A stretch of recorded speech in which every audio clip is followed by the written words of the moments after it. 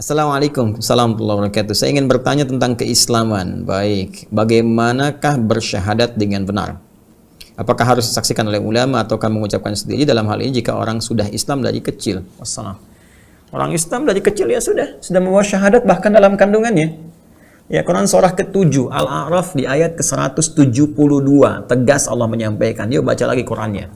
A'udzubillahi minasyaitonirrajim. Wa idh akhadha rabbuka min bani adama min zuhurihim dzurriyyatahum wa ashhadahum ala anfusihim alastu birabbikum qalu bala syahidna. Ya. Bala syahidna. Wa idh akhadha rabbuka min bani Adam. Ketika Allah Subhanahu wa taala mengambil satu komitmen dari seluruh anak cucu Adam. Ya, min zuhurihim dzurriyyatahum, ya dari semua anak cucunya, wa asyhadahum, ya sebelum mereka terlahir ke dunia ini, sejak dalam kandungan ibundanya, ya, dalam usia 4 bulan ketika roh mulai ditiupkan. Ya, tahu 4 bulan ini di hadis paling gampang di Al-Arba'in lah, nomor hadis yang keempat. Nomor hadis yang keempat dari Ibnu Mas'ud, Abdullah bin Mas'ud an Abi Abdurrahman Abdullah bin Mas'ud radhiyallahu taala anhu, ya, qala Rasulullah sallallahu alaihi wasallam wa huwa shadiqul masduq inna ahadakum yujma'u fi batni ummihi 40 yawman nutfah thumma yakunu mithla dhalika 'alaqah thumma yakunu mithla dhalika mudghah thumma yursalu ilaihi al-malak fayanfukhu fihi ar-ruh wa yu'maru bi katbi 40. Jadi 40 hari pertama kata Nabi sallallahu alaihi wasallam ya dibentuk kita dalam kandungan ibunda kita, di rahim ibunda kita. 40 hari pertama berbentuk pertemuan pancaran antara spermatozoa dengan ovum berproses. 40 hari kedua maka berbentuk zigot yang menempel di dinding rahim mulai berproses. 40 hari ketiga 4 bulan sudah membentuk mudghah, daging keratan sudah mulai ada bentuknya. Pada saat itulah kemudian diutus malaikat untuk meniupkan roh. Ya, dalam meniupkan roh ini ketika roh masuk ditetapkan 4 hal. Dalam membangun 4 hal ini ada komitmen dengan Allah. Apa komitmennya? Kembali ke Quran surah 7 ayat 172. Alastu bi rabbikum, apakah engkau siap berkomitmen menetapkan aku sebagai Rabbmu, satu-satunya Tuhan yang akan merawatmu, menyayangimu, memaafkan kau kalau salah, mengampuni kalau berdosa, menyembuhkan kalau sakit dan sebagainya. Rabb. Maka kita berkata, bala tentu saja ya Allah, tanpa penolakan sedikit pun. Syahidna, kalimatnya syahidna, kami bersyahadat, kami menyaksikan, kami komitmen, syahidna. Ya, antakulu yaumal qiyamati inna kunna an hadza ghafilin. Jangan sampai engkau katakan di hari kiamat, kami lupa, kami lalai. Enggak, kau telah bersyahadat. Jadi dalam perut ibunda kita sudah ada syahadat. Maka diingatkan lagi syahadat itu saat kita terlahir. Karena itu ketika seorang terlahir itu teman-teman sekalian, mulai lahir terus membawa fitrah dalam hidupnya, kecenderungan untuk mempertahankan syahadatnya, kecenderungan beragama. Fitrah itu yang diisyaratkan di Quran surah ke-30 Ar-Rum di ayat ke-30. Ya, fa'aqim wajhaka lid-dini hanifa fitratallahi allati fataran nasa 'alaiha. Ya, fa'aqim wajhaka lid-dini hanifa, maka hadapkan dirimu, hadapkan dirimu pada ketentuan ad-din dengan cara yang benar, lurus. Ya, jangan bengkok-bengkok, jangan ngarang-ngarang gitu kan.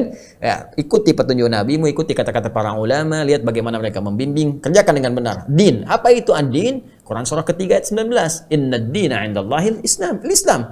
Nah, jadi berislam itu teman-teman sekalian, mengikuti tuntunan ad-din. Apa kesimpulan kaitan dengan pertanyaan ini? Fitratallah, itu fitrah yang Allah berikan pada kita. Ya, allati fataran nasa 'alaiha, yang diberikan oleh Allah kepada semua manusia dari sejak terlahir. Karena itulah ketika lahir Nabi memberikan sabdanya dengan jelas, kullu mauludin yuladu 'alal fitrah. Ya, setiap yang terlahir itu membawa fitrahnya. Apa di antara fitrahnya? Fitrah untuk mempertahankan syahadatnya kepada Allah. Untuk bisa mempertahankan itu, maka dia kerjakan tuntunan agama dengan benar.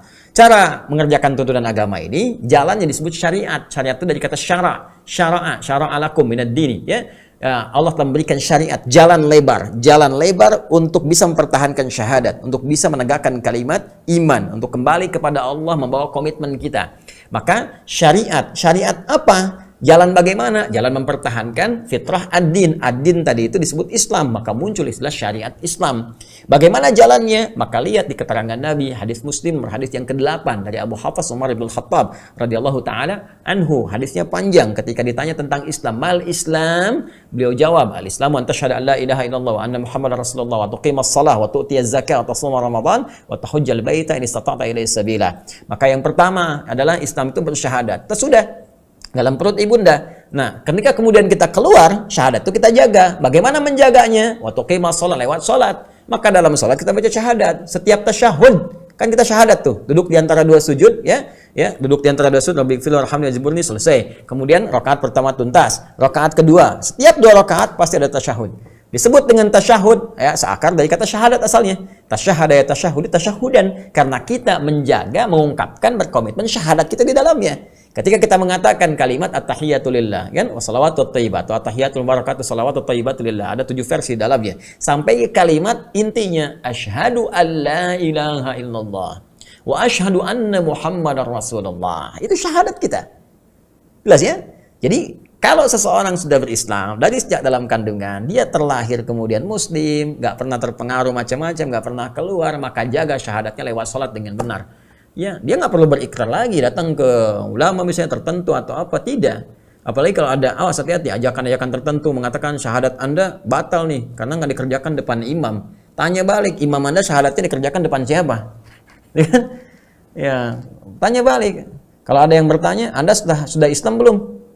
Tanya balik lagi, kalau Anda sudah belum? Saya sudah. Oh, kalau sudah berarti batal Islam Anda karena Islamnya sudahan. Kalau saya sedang Islam, ya sudah syahadat.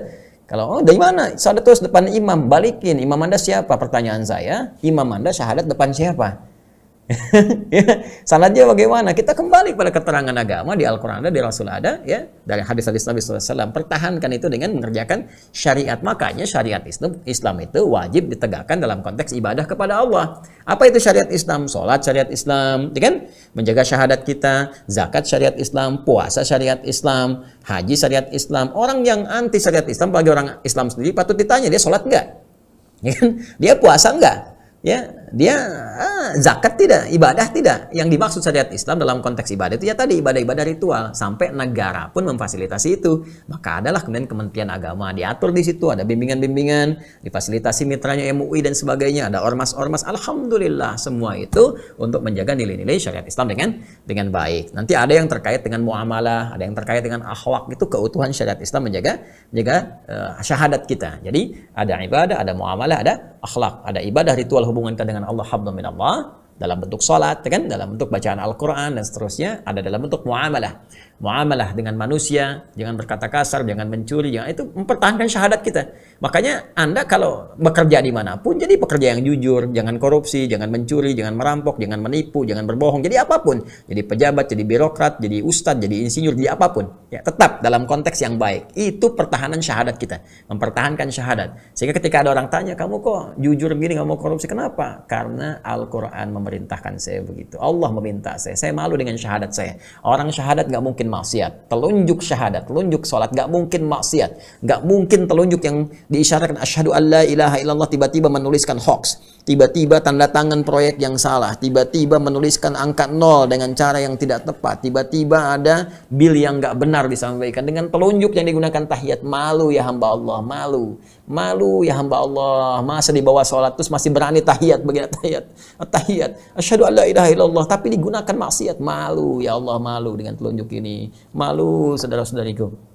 Ya, jadi ini gambarannya. Kecuali kalau ada pengaruh-pengaruh lingkungan yang merubah dia terjauh dari Allah, fa abawahu yuhawidanihi aw yunassiranihi aw yumajjisanihi. Maka lingkungan, abawa diartikan lingkungan yang memberikan pengaruh kepada dirinya. Ya, jadi bisa ayah, kalau ayah ada, bisa ibu, orang tua bisa ada, gitu kan?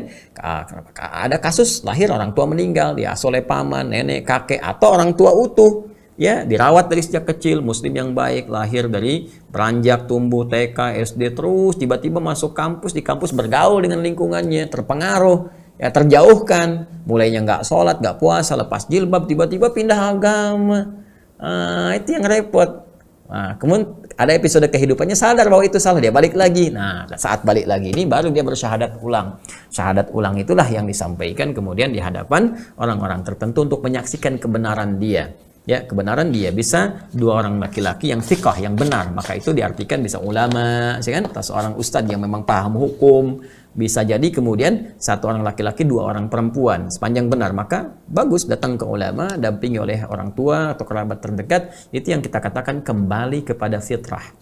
Istilahnya kembali kepada fitrah yang dimaksudkan syahadat tadi di Quran surah ke-30 ayat 30 dikombinasikan dengan Quran surah ke-7 ayat 172. Demikian saudariku, wallahu taala a'lam bissawab. Ya, jadi kalau Anda nggak pernah keluar dari Islam, nggak pernah terpengaruh apa-apa, jangan ikut-ikut gerakan yang aneh-aneh. Ya, Anda ini nggak benar, Islamnya harus syahadat lagi, tiba-tiba dibawa mulai gerakan tertentu, tiba-tiba jadi komunitas, terus yang lain kafir semua gitu kan. Nah, itu yang repot. Ya. Nah, ujung-ujungnya itu biasanya nggak jauh dari materi atau kepentingan-kepentingan tertentu itu. Anda iuran, suruh bayarin, suruh apa, suruh ini, Anda yang kerja, dan sebagainya. Itu hindari yang seperti itu.